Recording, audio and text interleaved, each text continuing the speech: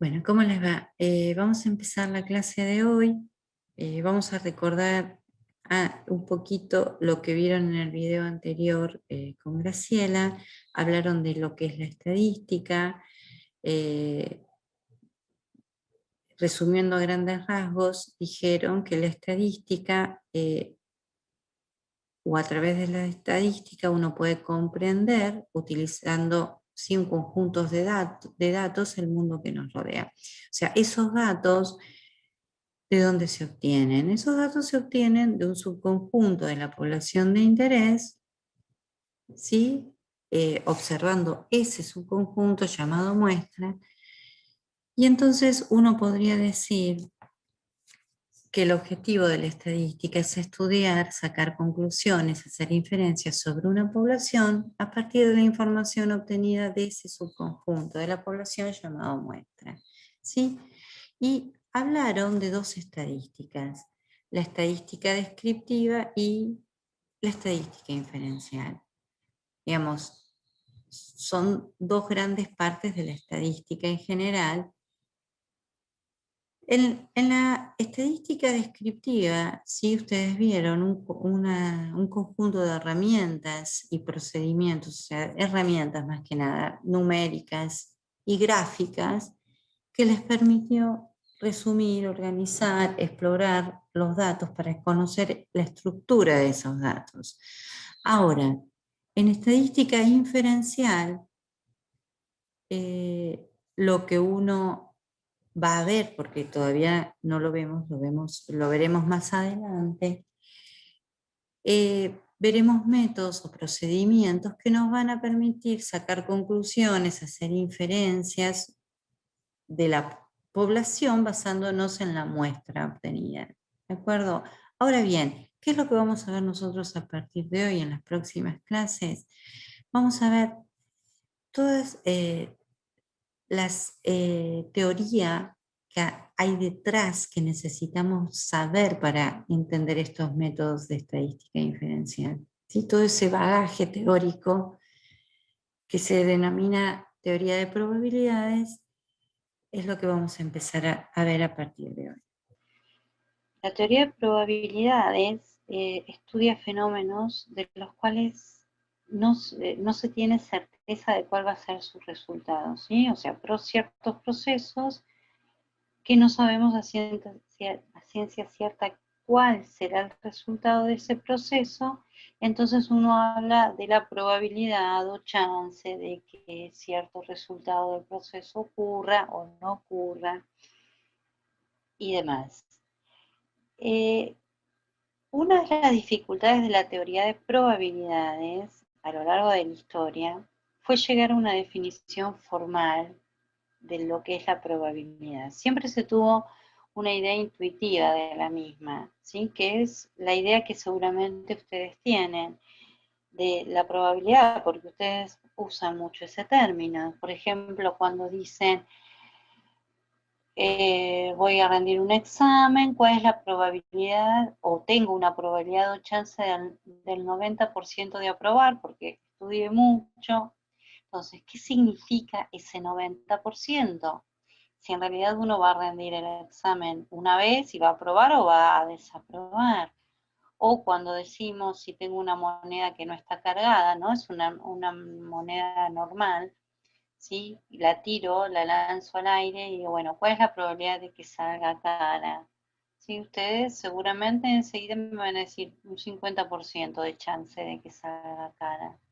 Y es así. ¿Y por qué? Que el 50% de que si yo voy a tirar una moneda una vez. Entonces, la idea intuitiva de probabilidad, ¿sí? Tiene que ver con la frecuencia o las veces que ocurre cierto resultado del cual me pregunto cuál es su probabilidad. Es decir, que yo vaya a rendir un examen y que considero que tengo un 90% de aprobarlo, es que si hubiera rendido el examen muchas veces, ¿sí? O sea, un examen similar muchas veces, entonces aproximadamente el 90% de esas veces aprobaría y el 10% no lo haría. o que la moneda al tirarla haya una chance de 0,5 en realidad decimos de probabilidad, o 50% de chance de que salga cara, porque es, porque si tiro muchas veces la moneda, ¿sí? Supongamos 100 veces, seguramente aproximadamente 50 va a salir cara y 50, aproximadamente 50 veces va a salir seca. ¿De acuerdo? Si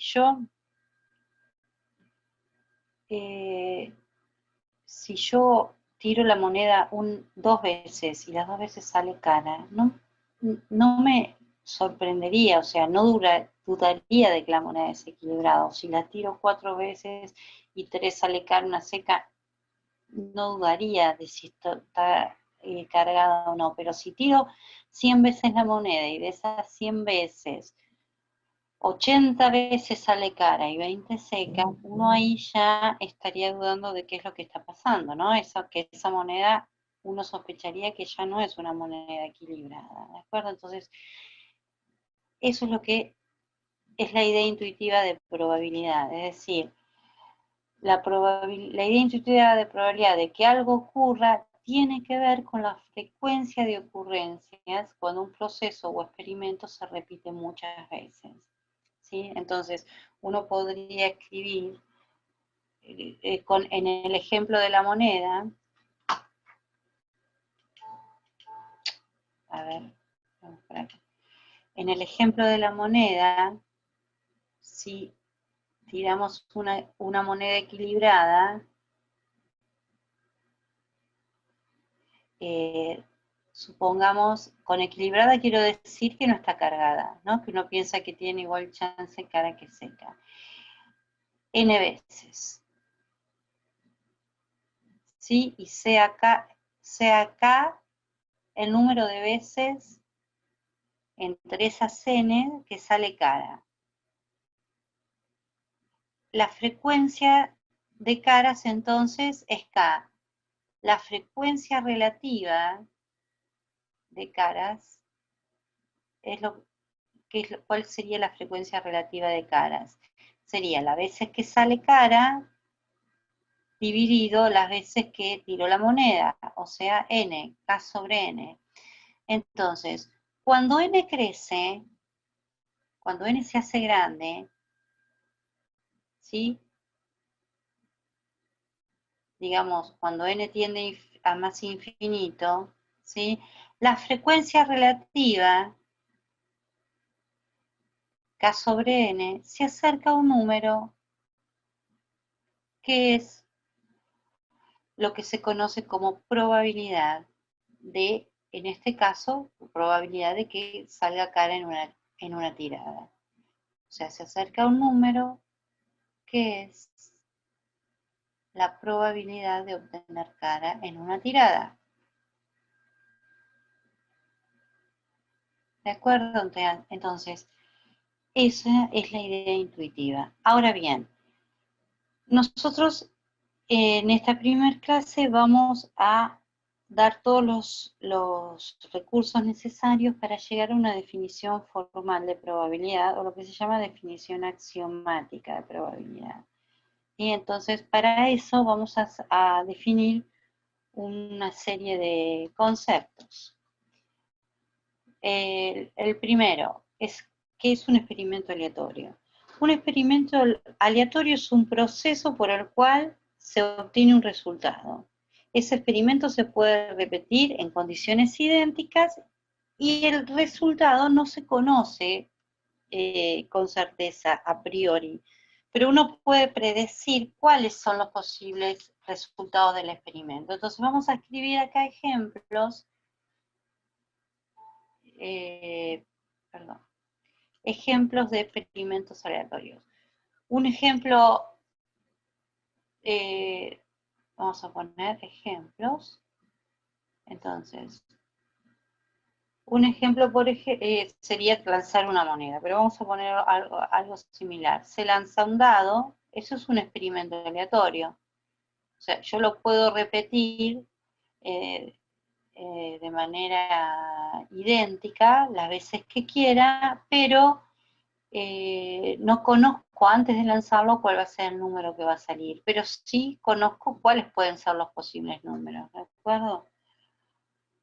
Otro experimento podría ser lanzar un dado primero y luego una moneda. A continuación del dado, lanzar una moneda. Eso es un experimento aleatorio, por lo mismo que decíamos hoy. Otro experimento podría ser contar el número de bacterias en una muestra de agua. Contar el número de bacterias en una muestra de agua. O sea, no sé, eso lo puedo repetir en idénticas condiciones, pero no sé cuál va a ser el resultado del total de bacterias halladas, ¿verdad? Otro experimento puede ser observar, por ejemplo, el tiempo, digamos en minutos, que un corredor completa cierto circuito.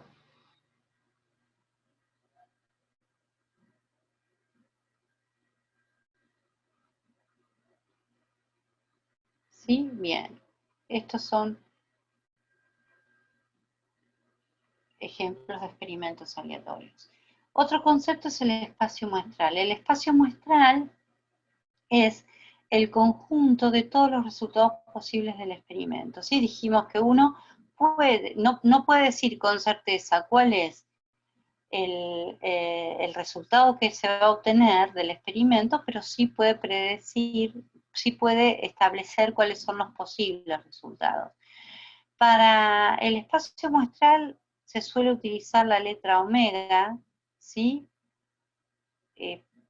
Porque es un conjunto de resultados posibles. A veces en algunos libros también van a encontrar la letra S. Entonces vamos a ver para estos 4 ejemplos de experimentos aleatorios, quiénes serían los espacios muestrales.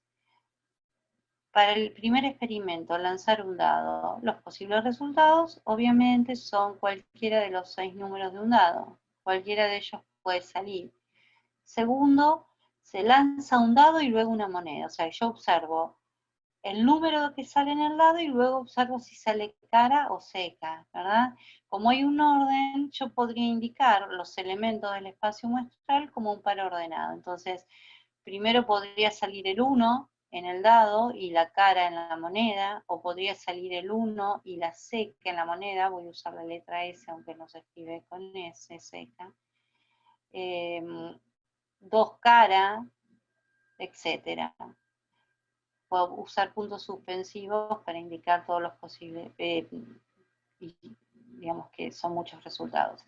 Fíjense, ¿dónde podría aclarar? C significa cara y S significa seca.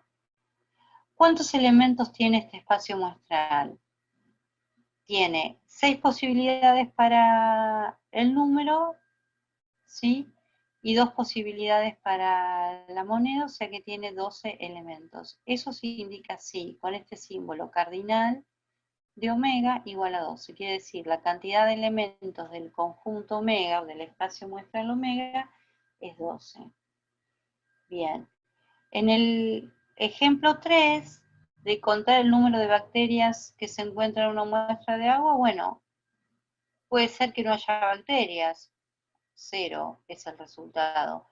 Puede ser que haya 1, que haya 2, que haya 3, etc. O sea, son todos los números naturales, digamos, incluidos el 0.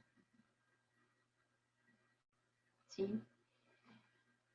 Bien, y por último, vamos a ver en el último ejemplo, que se observa el tiempo en momentos que un corredor completa cierto circuito. Bueno, ¿cuál podría ser el espacio muestral en este caso? 0 minutos no, algo seguramente va a nos sería difícil, digamos, poner una cota superior del tiempo. No sabemos, porque puede quizás incluso que no lo termine nunca, si se lesiona. Bueno, entonces uno podría decir que es 0 más infinito. El conjunto de números reales es 0 más infinito. ¿De acuerdo? Bien. ¿Qué otro concepto? ¿Qué es un evento? Un evento es un subconjunto del espacio muestral, o sea, un subconjunto de resultados posibles. En el primer ejemplo, que era el de tirar el dado, yo podría definir un evento que sea, aquí estoy, por ejemplo, en el ejemplo 1, de tirar el dado, digo, sea porque los eventos se designan en general o generalmente con las primeras letras en mayúsculo del abecedario, A, B, C, D, etc. Entonces, sea, lo voy a escribir entre comillas y en palabras, sale un número menor que 3. ¿Sí? Entonces, A, ¿qué conjunto de resultados es? El 1 y el 2. ¿Sí? Eso sería un evento, un subconjunto de resultados posibles. En el ejemplo 2, que era tirar un dado y después una moneda, podría decir, bueno, sea el evento B, sale el número 6. Ahora, dentro de mi experimento, o sea que B, los elementos de B también son pares ordenados. Sería como sale el número 6, es 6, puede salir cara en la moneda o puede salir el 6 y seca en la moneda. ¿De acuerdo? Un evento del experimento de contar las bacterias en la muestra de agua podría decir hay más de 2 bacterias. Entonces, si hay más de 2 bacterias, puede haber 3, 4, 5 y así. O sea, es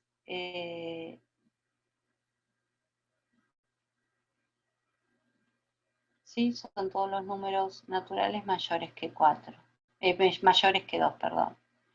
Mayores que 2. Y en el último, que era del corredor, podría definir un evento D que sea el corredor termina el circuito antes de los 3 minutos. Entonces, puede ser cualquier tiempo antes de los 3 minutos, o sea que lo podría indicar con el intervalo de números reales 0 a 3. ¿De acuerdo? ¿Cuál es la diferencia entre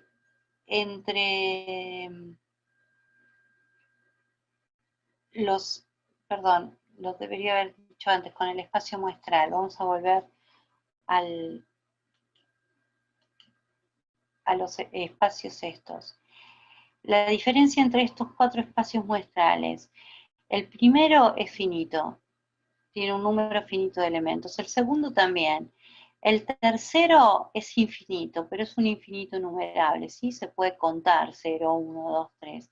En cambio, el cuarto es infinito no numerable, es un intervalo de números reales. Fíjense que siempre entre 2 números reales hay otro número real, siempre. Es un conjunto muy denso, por eso se llama infinito no numerable, ¿de acuerdo?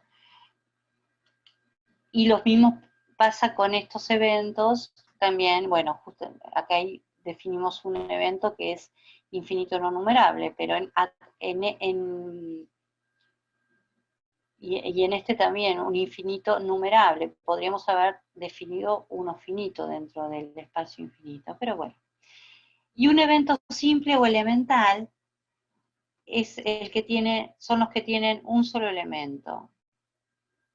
¿Sí? Por ejemplo, podría decir, en la tirada del dado sale el 2. Bueno, es el evento formado por el 2, nada más.